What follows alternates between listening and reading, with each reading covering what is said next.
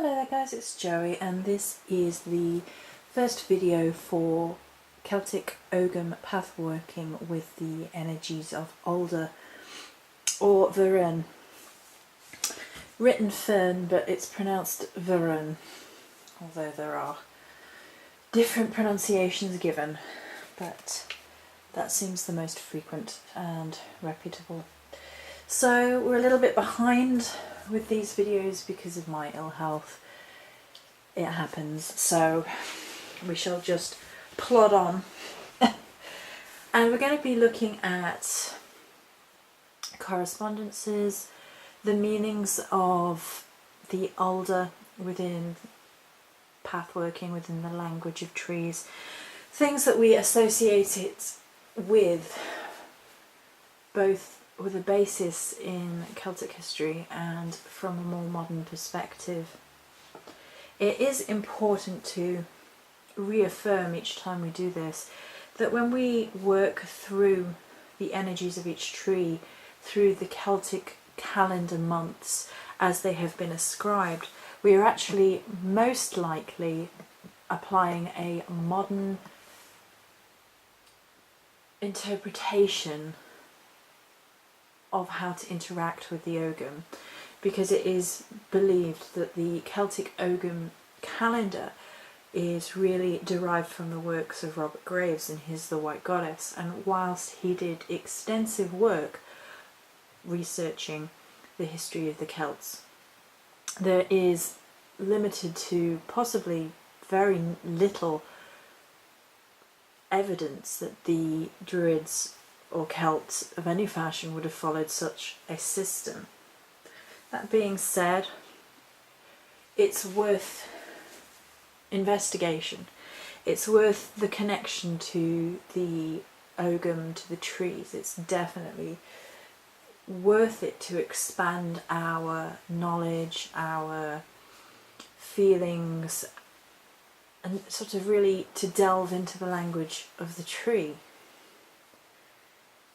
So the month given is March 18th till April 14th, which means it always encompasses the spring equinox.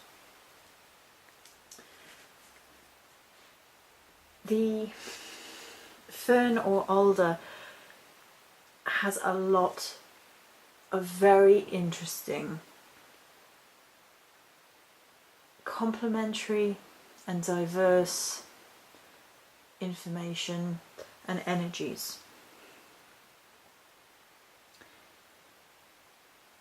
Interestingly enough, depending on whom is telling you about the tree and the Ogham and the energies, the magical energies behind it, you can have one or all of the elements given. Most frequently, water, fire and air are given. Whistles were made out of alder, giving it a connotation to the air. Water because alder grows near to water at all points. And then fire for its masculine, blood-like warfare energy, with both gunpowder and shields being made from alder. For the ancient Celts it was more of a shield, wood.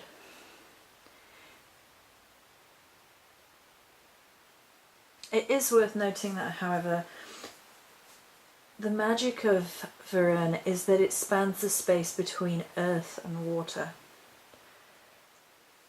It's known as occupying this fey space, the fairy space of betwixt and between.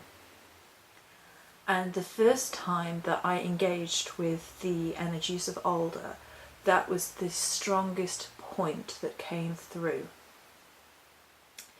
The connection to the realm of the Fae, the betwixt and between, the earth and water.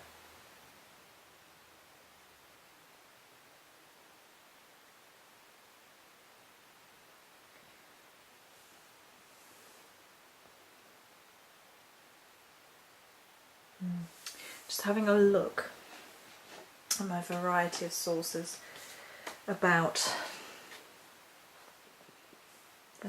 this. It's worth noting that a lot of sources give warnings when working with the alder tree, because it is such a fickle and unpredictable tree.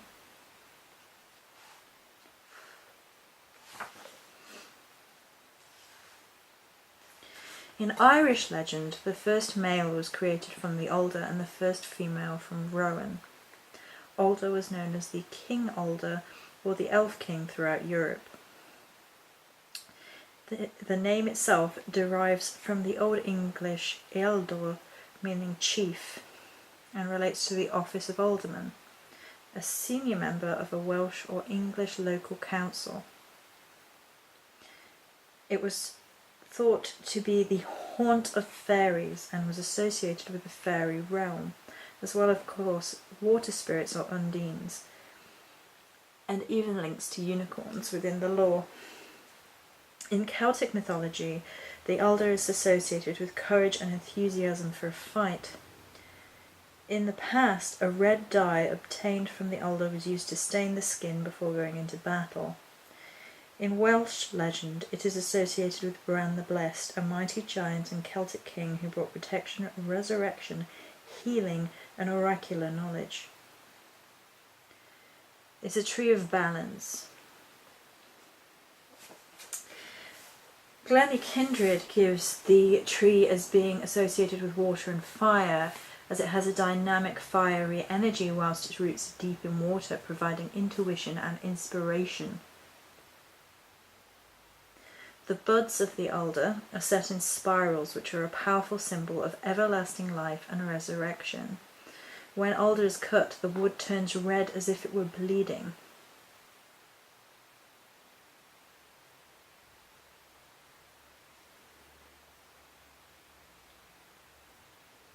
Alder has always been associated with fire through its red dye, its red catkins, and its ability to resist rotting in water.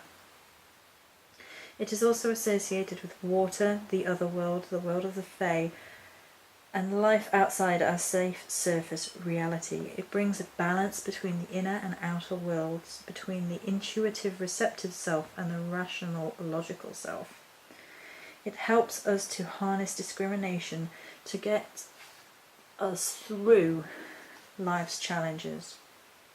If we approach problems using both our intuitiveness and our rational minds, we will conquer. It helps us to see beyond the obvious, to work with traditions and knowledge of the past, but also to follow our instincts and not become bound to tradition.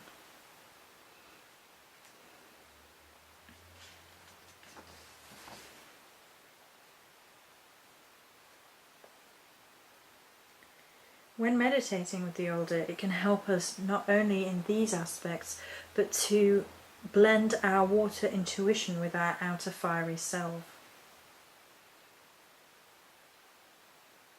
It brings healing to the heart and emotions and helps us to bring spirit into our actions.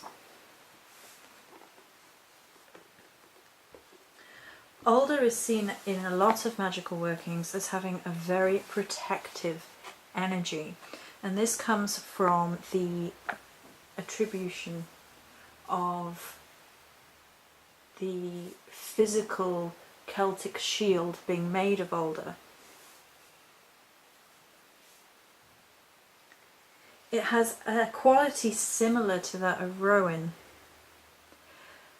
but alder really delves into the protection of a spiritual warrior. It will help you with challenges, balancing your fire and your water, balancing your masculine and your feminine, balancing your rational and your intuitive.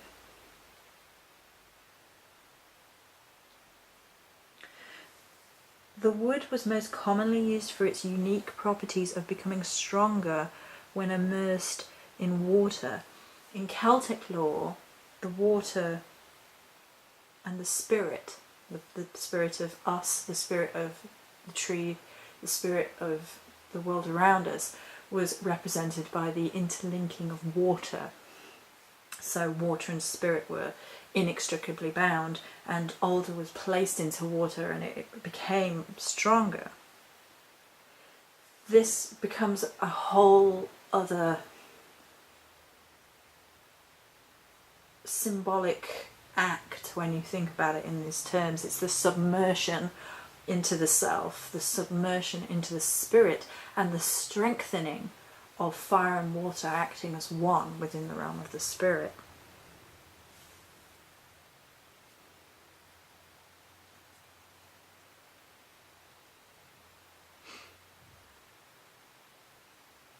There is, of course, a level of divination, otherworldness, connection to the gods, connection to the spirit and the realm of the gods through spirit, through all of these attributes.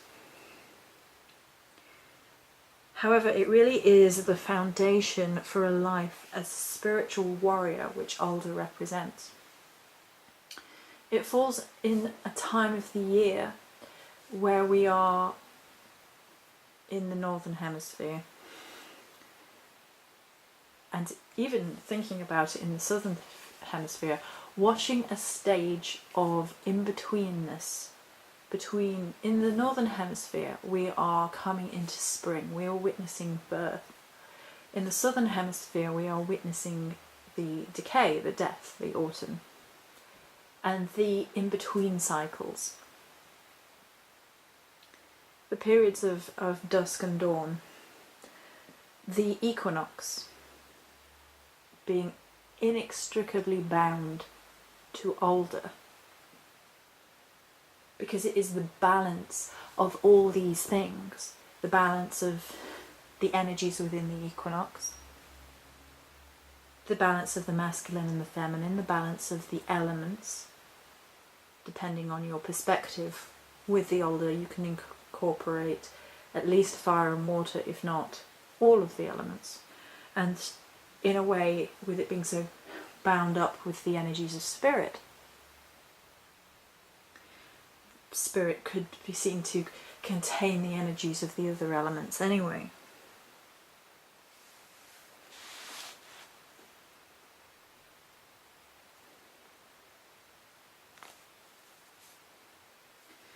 But where it does take on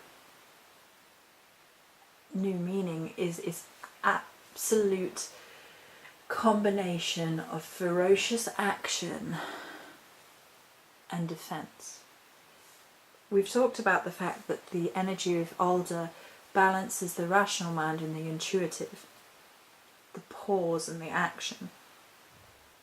It definitely has a complete warrior energy to it, and I think very much so that it combines and makes us examine what a warrior energy actually is, rather than preconceived notions of what some brawling warrior energy is on the surface.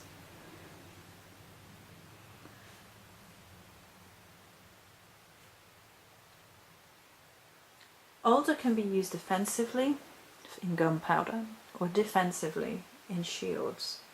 The choice is how it is wielded. And that's very true of the warrior in all respects, but especially the spiritual warrior. Alder taps into the energies of the equinoxes, balancing between day and night.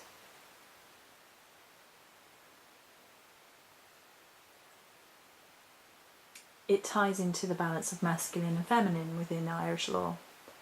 It ties into all sorts of energies. Protection and courage, as well as easing doubt and fear, are some of the magical properties attributed to Alder. How we choose on a spiritual level to engage with courage versus fear is very telling of who we are as a person, particularly if we're following a spiritual warrior path. Alder, however, is also tied with Fae and is considered fickle and unpredictable, mysterious within the realm of the spirit. It cannot fully be known.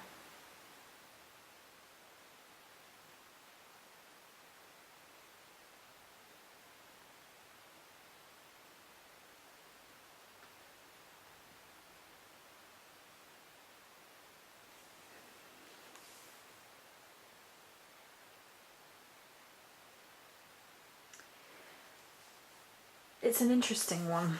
It really, really is an interesting energy. It's a balance of energy. It's a between energy. It's what I would often attribute as having an energy of the other, that which has to be felt because it cannot be fully comprehended.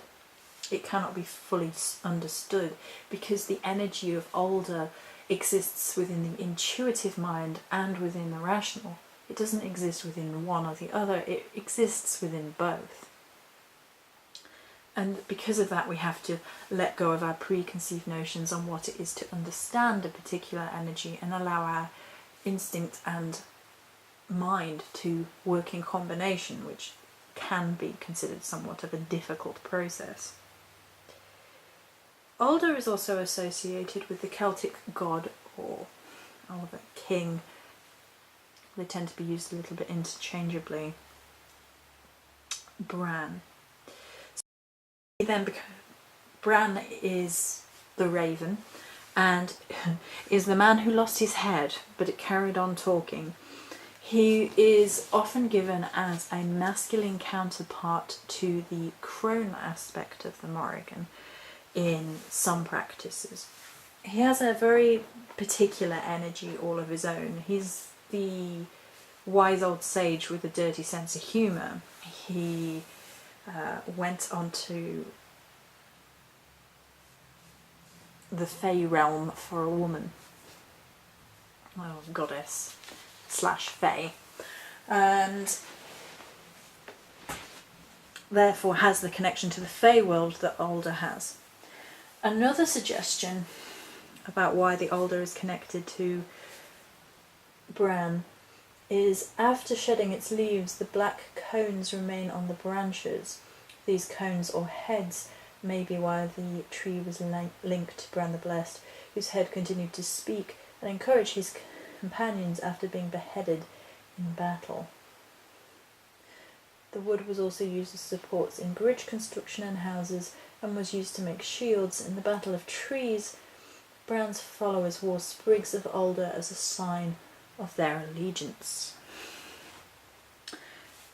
In the Gaelic Battle of Trees, Alder was said to have fought the most fiercely.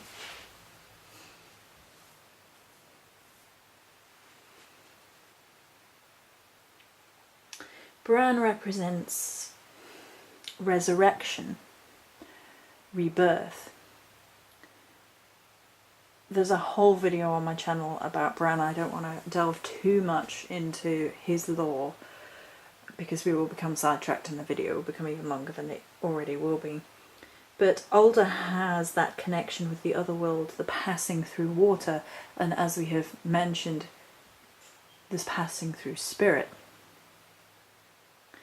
Places between water and earth were considered particularly significant to the Celts as places which joined the other world that the gods passed through, and indeed were entrances to the world of the Fae, which, depending on how you feel about it, can be argued to be the same thing. Some people believe that the tales of the Celtic gods became lessened into Fae with the onset of Christianity.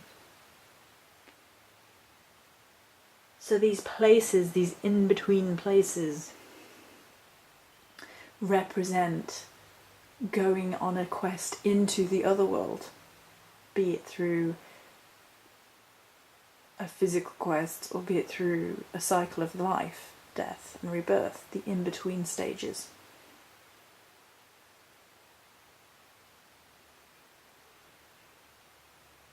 It's a fascinating energy for Alder. It is absolutely and utterly fascinating. Some of the crystal meanings given, I'm going to touch on this briefly, and You'll see one in a minute. So ruby is given as one. I don't have any ruby. I substituted garnet because I felt that had a similar blood energy, which it comes from the bleeding of the alder tree. And red amethyst. Amethyst was given as one of the correspondences as well, but I felt red sat a little bit better. But as I've been working with the energies through the equinox, which I haven't been able to express fully because of poor health, as I said, one of the crystals that really spoke to me around this time, incorporating the energies of Alder into it, was this one. This is Tanzanora quartz.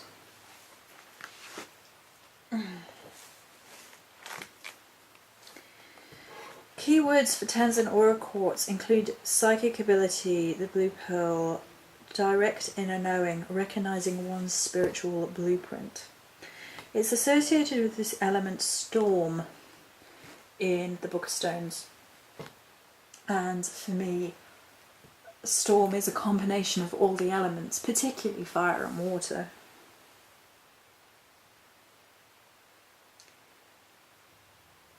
Tanzanora quartz is a beautiful gemstone of the indigo violet ray. It covers the same colour spectrum as its namesake, tanzanite.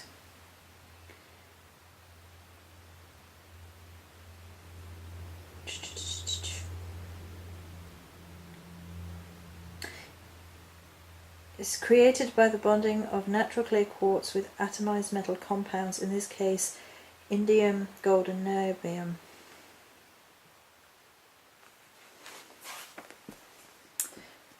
Tanzanora quartz is one of the most powerful material for the development of one's latent psychic abilities and the enhancement of one's conscious connection to spirit. It is an incredibly potent aid for intuitives of all types, mediums, shamans, readers, channelers, healers, and so on. Can open the inner eye to the awareness of the other worlds, allowing communication with beings of spirit.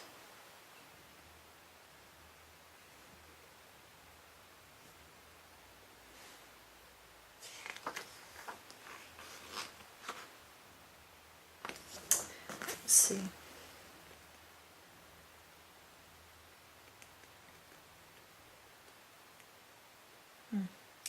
And the affirmation given is, I call forth all my inner capacities as I walk the path to fulfillment of my spiritual purpose.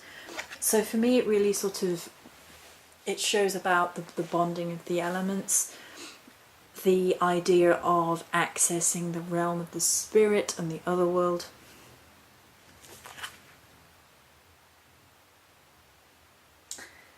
And the sort of fairness of it, the connection of fire and water even within colour.